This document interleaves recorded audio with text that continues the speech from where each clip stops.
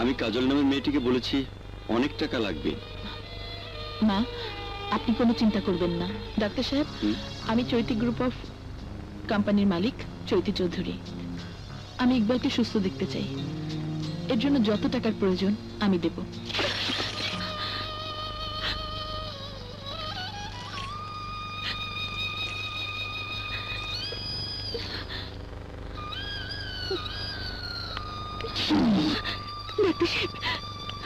Doctor সাহেব, আমি টাকা নিয়ে এসেছি, আপনি ইকবালের অপারেশন করুন।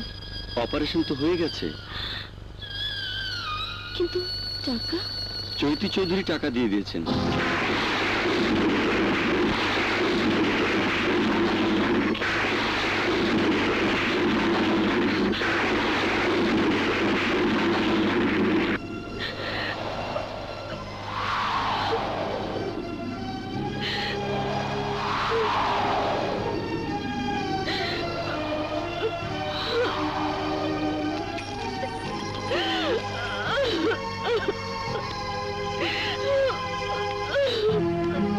বিপদ কেটে গেছে, তবে আপনাকে আরো কিছুদিন বিশ্রামে থাকতে হবে।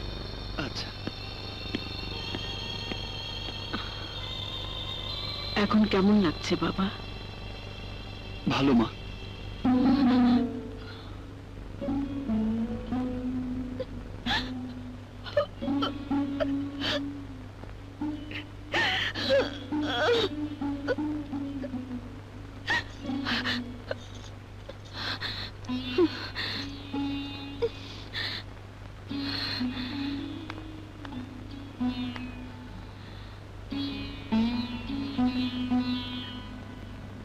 আয়।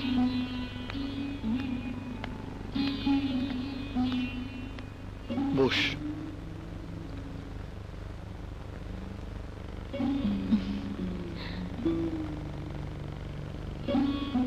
চৈতি মামুনির জন্য তোকে আজ ফিরে পেলাম বাবা।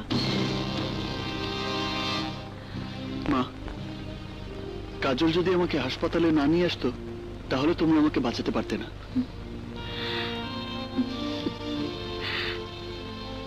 চাচি, তোমরা এখানে থাকো, আমি বাড়ি গিয়ে তোমাদের খাওয়ার ব্যবস্থা করি।